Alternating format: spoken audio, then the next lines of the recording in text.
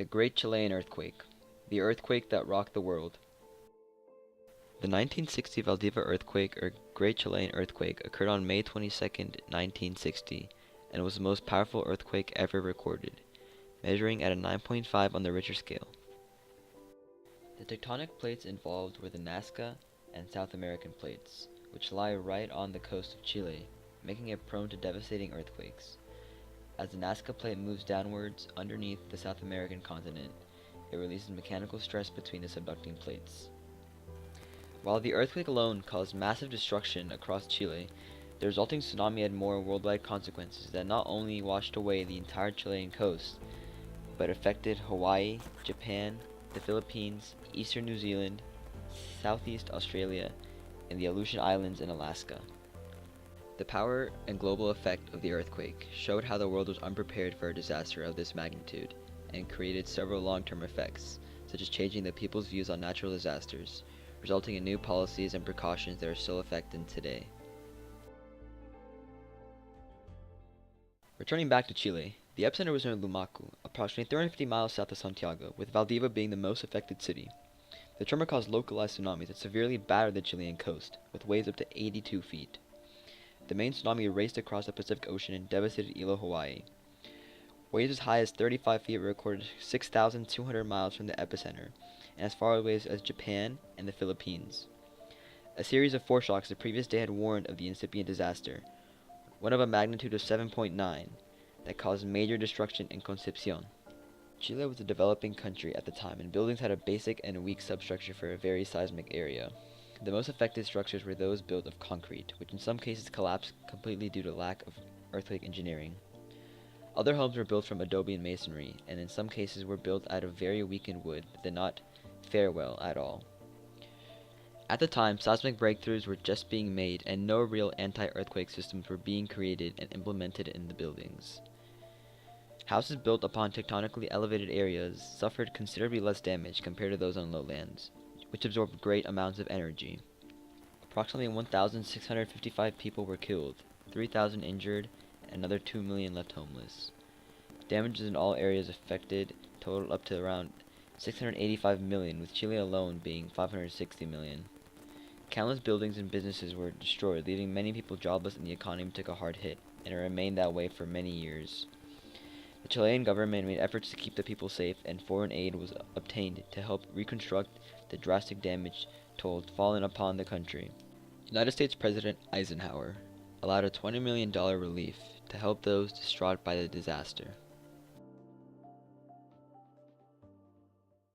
While the disaster caused by the earthquake was catastrophic, the earthquake helped to inspire deeper research on earthquake mechanics.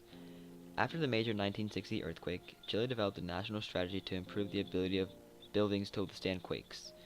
A committee was formed to solve problems caused by the earthquake and was named ONEMI, and they developed a seismic design code for new buildings, where the codes require that all new buildings must be able to survive a 9.0 magnitude earthquake.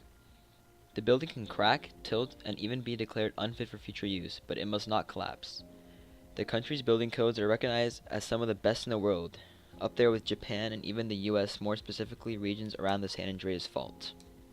Since the 1960s, Chile's seismic codes have been enforced for all new construction based on what they call the strong column weak beam system.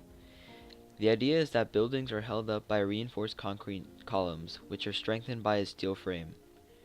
Reinforced concrete beams are joined onto the columns to make floors and the roof.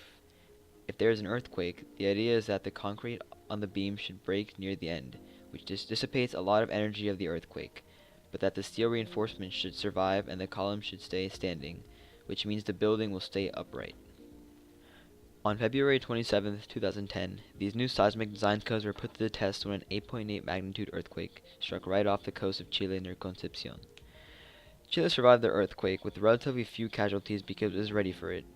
For many years now, local groups around the country have been familiarizing themselves with disaster preparedness plans, practicing countless earthquake drills, and running through evacuation routes time and time again. The result?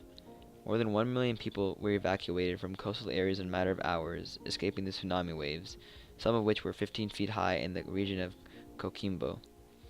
More than 500 people were killed by the quake and the tsunami that followed, and more than 200,000 homes were flattened. Things had to change again, but they weren't the same as last time. Building codes were updated so structures could better withstand seismic waves. Strong columns and weak beams meant buildings would have a better chance of swaying with the tremors and avoiding collapse. The pressure was also exerted on planners for any new buildings to be constructed further from the sea, as tsunamis have always been a major cause of destruction. However, in comparison, the Haiti earthquake that occurred the same year and measured a 7.0 on the Richter scale was 500 times less powerful, but over 250,000 people were killed. Based on magnitude alone, the death toll from Chile should be much higher and the devastation much more complete, but that's not the case. Chile can thank foresight and smart planning for that, and the situation is a testament to what a huge life or death difference smart building codes and well-designed architecture can make. Chile has become a model in anti-seismic architecture for other countries around the world, especially ones located near active seismic areas. As the tsunami caused by the earthquake also struck Japan and Hawaii, the global extent of the tsunami led to the creation of the Pacific Tsunami Warning and Mitigation System in 1965. Today the U.S. Tsunami Warning System includes the National Tsunami Warning Center and Pacific Tsunami Warning Center that forecast wave heights and arrival times of tsunamis as they cross the ocean. This is a big breakthrough as people are given warnings several hours ahead to figure out how to escape the incoming tsunami. Despite all advances in earthquake study, researchers understand that earthquake prediction is still impossible. Because earthquakes are unpredictable, it's important that vulnerable countries such as Chile are always prepared. The Great Chilean Earthquake of 1960 proved to the world that a magnitude 9.5 earthquake is very possible, and thus Chile's buildings should be designed to withstand such an event and prevent catastrophic damage and a repeat of the events in 1960. Tragedies are meant to happen, to teach a lesson, and when things are hit hard, they come back even stronger and better. So in the end, it's ultimately for the greater good of the people. The Great Chilean Earthquake of 1960 struck Chile, but impacted the world.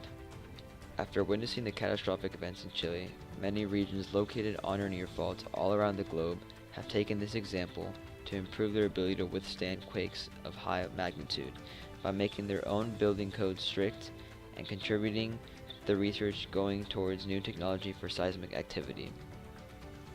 While this event may have taken place in Chile, it affected a few thousand lives short term, but long term affected the lives of people all around the globe as we still face natural disasters today, but are much more prepared. Even as it still holds the title for biggest earthquake recorded to strike Earth, we now have a better understanding of what it takes to face it, and now we wait for something to top it just to see if that's true.